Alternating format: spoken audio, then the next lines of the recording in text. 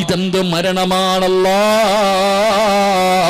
ഇവൻ ഉറങ്ങുകയാ അല്ലാ, എന്തൊരു പ്രകാശമാ അല്ലാ, എന്തൊരു പുഞ്ചിരിയാ അല്ലാ. മയ്യത്ത് കണ്ടിട്ട് ഇറങ്ങിപ്പോകുന്നവര് പറയുകയാ, ഇന്നലെ വരെ ജീവിച്ചിരുന്നപ്പോ നിന്നെ കുറിച്ച് മോശമായി പറഞ്ഞവൻ, നിന്നെ കളിയാക്കിയവൻ, നിന്നെ പരിഹസിച്ചവൻ, നിന്നെ നാണം കെടുത്തിയവൻ, നിന്നെ കുറിച്ച് അപവാദങ്ങൾ പറഞ്ഞവൻ, എടാ ഇവിടത്തെ പള്ളിയിൽ നിന്ന് വിളിച്ചു പറയുമല്ലോ നീ മരിച്ചുപോയെന്ന് വിളിച്ചു പറയുമല്ലോ. നാട്ടുകാർ മുഴുവനും നിന്നെ അവസാനമായിട്ടൊന്ന് കാണുന്നതിന് വേണ്ടി നിന്റെ വീട്ടിലേക്ക് കടന്നു വരുമ്പോ എല്ലാവരും പോകുന്നത് കാണുമ്പോ ഇവനും വിചാരിക്കും ഞാൻ പോകാതിരുന്ന നാട്ടുകാരെന്ത് വിചാരിക്കും. അങ്ങനെ അവനും വരികയാണ്. അവസാനം വീടിന്റെ അകത്ത് ക്യൂ നിന്ന് കയറി വന്നിട്ട് നിന്റെ മുഖത്തിട്ടിരിക്കുന്ന വെള്ള തുണി ഉയർത്തിയിട്ട് അവൻ നിന്റെ മുഖത്ത് നോക്കുന്നു. അല്ലാ, എന്തൊരു മരണമാ അല്ലാ, എന്തൊരു മരണമാ അല്ലാ. ഇന്നലെ വരെ ജീവിച്ചിരുന്നപ്പോ നിന്നെ കുറ്റം പറഞ്ഞവർ ഇറങ്ങിപ്പോയപ്പോ പറഞ്ഞതെന്തെന്നറിയോ? ഇറങ്ങിപ്പോയപ്പോ ജനങ്ങളോട് പറഞ്ഞതെന്തെന്നറിയോ? മരിച്ചാൽ ഇവനെ പോലെ മരിക്കണം. എന്റെ പ്രിയപ്പെട്ടവരെ, അങ്ങനെ ഒരു മരണം വേണോ? അല്ലാഹുവിന്റെ പരിശുദ്ധമായ ഖുർആൻ പഠിക്കുന്ന ഈ മക്കളെ പള്ളിപ്പറമ്പിലെ 6 അടി മണ്ണിനകത്ത് കൊണ്ടുവച്ച അല്ലാഹുവേ, മണ്ണ് തിന്നൂലല്ലോ, പുഴുക്കള് തിന്നൂലല്ലോ, കബറടക്കിയതുപോലെ ഖിയാമത്ത് നാൾ വരെ കിടക്കുമല്ലോ. എന്റെ പ്രിയപ്പെട്ടവരെ, ഇത് ഖുർആൻ പഠിക്കുന്നവർക്ക് അല്ലാഹു കൊടുക്കുന്ന പ്രതിഫലമാ. ഞാൻ വെറുതെ പറഞ്ഞതല്ല, ഞാൻ വെറുതെ പറഞ്ഞതല്ല. അല്ലാഹുവിന്റെ പ്രവാചകന്റെ പ്രിയപ്പെട്ട സ്വഹാബിയാണ് മഹാനായ സഅദ് റളിയല്ലാഹു തആല അൻഹു. എന്റെ പ്രിയപ്പെട്ടവരെ, സഅദ് ഇബ്നു മുആദ് തങ്ങളുടെ ചരിത്രം അറിയാത്ത ആരുമില്ലല്ലോ. പഠിച്ചവനെ 30-ാമത്തെ വയസ്സിൽ മുസ്ലിമായി, 36-ാമത്തെയോ 38-ാമത്തെ വയസ്സിലാണ് മരണപ്പെടുന്നത്. കുറച്ച കാലമേ മുസ്ലിമായിട്ട് ജീവിച്ചിട്ടുള്ളൂ. ഈ സഅദ് റളിയല്ലാഹു തആല അൻഹു മരിച്ചപ്പോ അല്ലാഹുവിന്റെ അർശ് കുലുങ്ങുകയാ, അല്ലാഹുവിന്റെ അർശ് കുലുങ്ങുകയാണ്. എടാ ചെറുപ്പക്കാരാ, കയ്യിലെണ്ണാവുന്ന വർഷക്കാലം മുസ്ലിമായി ജീവിച്ച ഒരു സ്വഹാബി മരിച്ചപ്പോ ഈ പ്രപഞ്ചം മുഴുവനും അടക്കി ഭരിക്കുന്ന രാജാതിരാജനായ മലിക്കുൽ ജബ്ബാറായ സർവാധിനാഥനായ ഈ ലോകത്തിന്റെ അധിപനായ പടച്ച റബ്ബിന്റെ സിംഹാസനം പോലും അവിടെ നിന്ന് വിറയ്ക്കുകയാണ്. പടച്ചവനെ, എല്ലാവരും കരയുകയാ, എല്ലാവരും കരയുകയാ. സഅദ് എന്ന് പറയുന്ന ഈ ചെറുപ്പക്കാരന്റെ മുഖത്ത് വല്ലാത്ത പ്രകാശമാ, വല്ലാത്ത പുഞ്ചിരിയാ. കാണുന്നവർ കൊതിക്കുകയാ, കാണുന്നവർ കണ്ണെടുക്കാതെ നോക്കുകയാ. സഅദ് റളിയല്ലാഹു തആല അൻഹുവിന്റെ മരണം അങ്ങനെയായിരുന്നു. വല്ലാത്തവര് മരണമായിരുന്നു, ജനങ്ങൾക്ക് കൊതി തോന്നുന്ന ഒരു മരണമായിരുന്നു. പടച്ച റബ്ബേ, സഅദ് റളിയല്ലാഹു തആല അൻഹുവിനെ 3 കഷ്ടം വെള്ള തുണിയിൽ പൊതിഞ്ഞിട്ട് അവിടുന്ന് തന്റെ ജനാസ മയ്യത്ത് കട്ടിലിന്റെ മുകളിലേക്ക് എടുത്തു വെച്ചു. എന്നിട്ട് ലാ ഇലാഹ ഇല്ലല്ലാഹ് എന്ന് പറഞ്ഞുകൊണ്ട് സഅദ് റളിയല്ലാഹു തആല അൻഹുവിന്റെ ജനാസ കൊണ്ടുപോകുമ്പോ അല്ലാഹുവിന്റെ റസൂൽ തള്ളവിരൽ കുത്തിയിരിക്കുകയാ. അല്ലാഹുവിന്റെ പ്രവാചകൻ അവിടുന്ന് തള്ളവിരൽ കുത്തിയിട്ട് നടക്കുകയാണ്. പടച്ചവനെ, ജനാസ ചുമന്ന സ്വഹാബികൾ പറയുന്നു, യാ റസൂലല്ലാഹ്, അല്ലാഹുവിന്റെ നബിയേ, മയ്യത്തിന് ഭാരമില്ല നബിയേ, മയ്യത്തിന് ഭാരമില്ല നബിയേ. എന്തിനാ നബിയേ തള്ളവിരൽ കുത്തിയിട്ട് നടക്കുന്നത്? അല്ലാഹുവിന്റെ പ്രവാചകന് തള്ളവിരൽ കുത്തിയിട്ട് നടക്കുകയാണ്.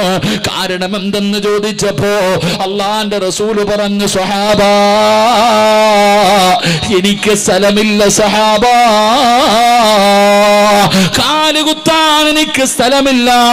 70,000 മലക്കുകൾ ഇറങ്ങി വന്നു, ആകാശത്ത് നിന്ന് മലക്കുകൾ ഇറങ്ങി വന്നു, 70,000 മലക്കുകൾ ഇറങ്ങി വന്നു.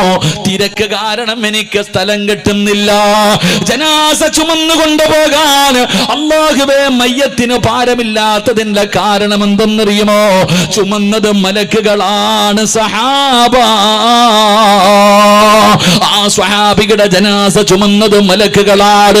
പടച്ചവനെ, പ്രവാചകൻ അവിടുന്ന് തള്ളവിരല കുത്തികെട്ട് നടന്നു പോയെന്ന് ചരിത്രം പറയുമ്പോ, എന്റെ പ്രിയപ്പെട്ടവരെ, കബർ കുടിക്കുന്ന മനുഷ്യനുണ്ടല്ലോ, നിങ്ങൾ ചരിത്രം എടുത്ത് നോക്കൂ.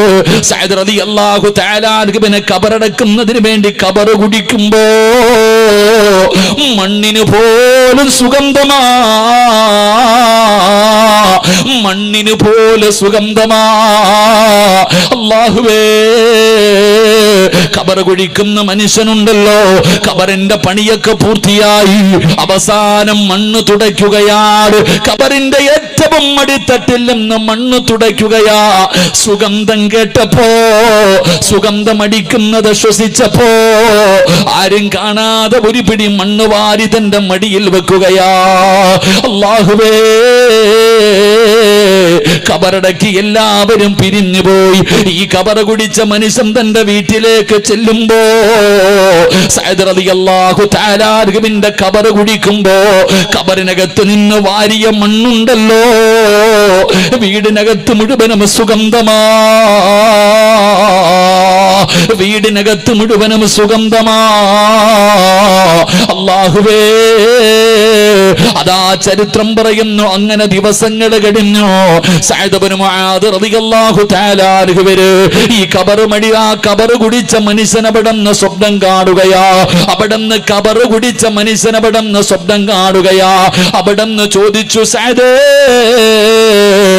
നീ മരിച്ചപ്പോ അല്ലാഹുവിന്റെ അർശ് കുലുങ്ങിയല്ലോ,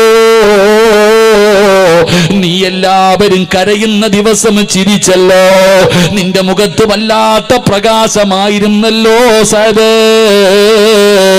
നിന്റെ ജനാസ ചുമന്നത് മലക്കുകളാണല്ലോ, അല്ലാഹുവിന്റെ പ്രവാചകന് പോലും നടക്കാൻ സ്ഥലം കിട്ടിയില്ലല്ലോ.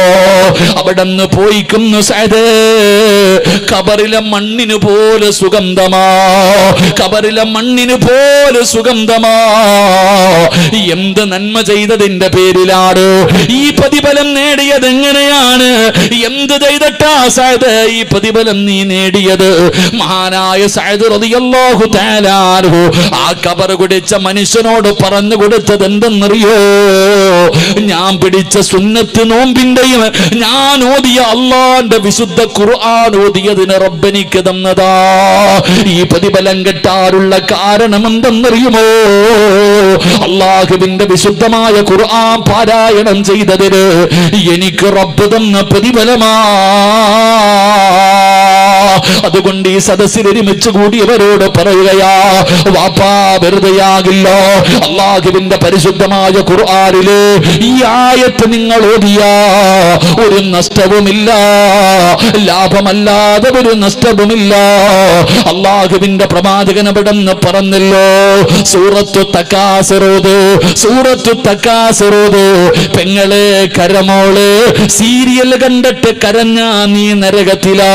അല്ലാഹുവിന്റെ പരിശുദ്ധമായ ഖുർആനിലെ അൽഹാഖ് മുത്തകാസുർ എന്ന് പറയുന്ന സൂറത്ത് ഓതുമ്പോ കരയുന്നവരെ പോലെ അഭിനയിച്ചാ മതി, കരയുന്നവരെ പോലെ അഭിനയിച്ചാ മതി. അല്ലാഹു നിന്റെ പാപം മുഴുവനും പുറത്തു തരുമെന്ന് ആദരവായ പ്രവാചകൻ നബി മുഹമ്മദ് മുസ്തഫ, ആദരവായ പ്രവാചകൻ നബി മുഹമ്മദ് മുസ്തഫ സല്ലല്ലാഹു